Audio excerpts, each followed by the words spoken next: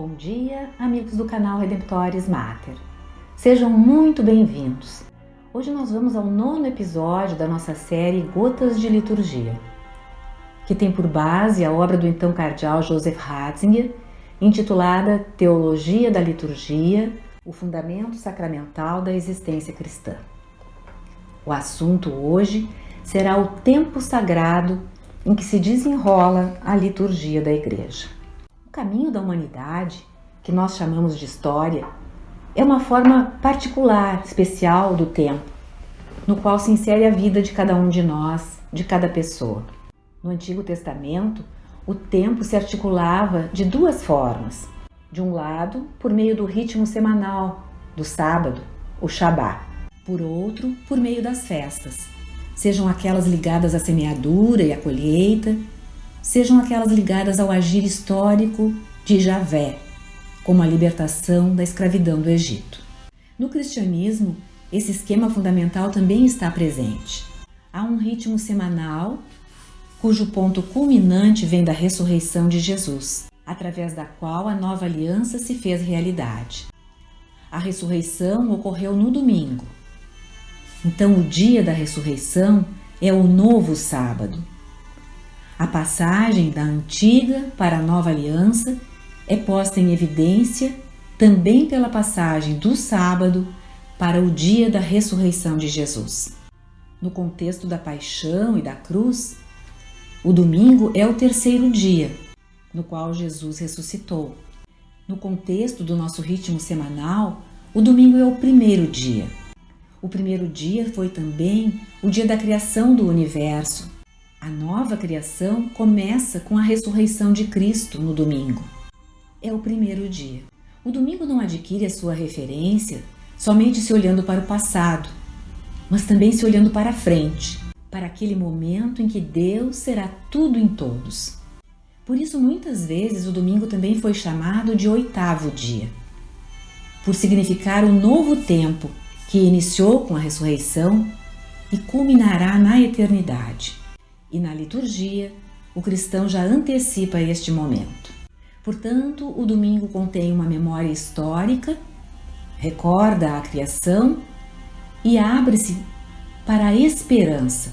E o domingo é um dado que foi estabelecido desde o início da história da Igreja, desde os apóstolos.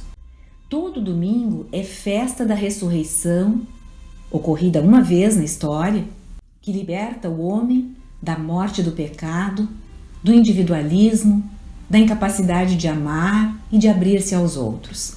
Cristo, nossa Páscoa, foi imolado, diz Paulo. Celebremos, pois, a festa. A ressurreição de Cristo cria comunhão, cria o novo povo de Deus. O cálice da bênção que benzemos é a comunhão do sangue de Cristo. E o pão que partimos é a comunhão do corpo imolado e ressuscitado de Cristo. É o que também nos diz Paulo. Por outro lado, esse povo de Deus também caminha na história marcado pelo ciclo das festas natalinas. Ciclo que se formou um pouco mais tarde do que o ciclo pascal, ligado à ressurreição de Jesus. O Filho de Deus se fez homem e se encarnou no seio da Virgem Maria. Por isso pôde morrer e libertar o homem, que não podia por si só transpor o abismo que criara em relação a Deus com a sua soberba e desobediência. Então a encarnação de Cristo encontrou expressão na liturgia, no ritmo do tempo do sagrado, já no século III depois de Cristo, e também através da festa da Epifania, festa da manifestação ou autorrevelação de Jesus na visita dos Reis Magos. Natal e Epifania.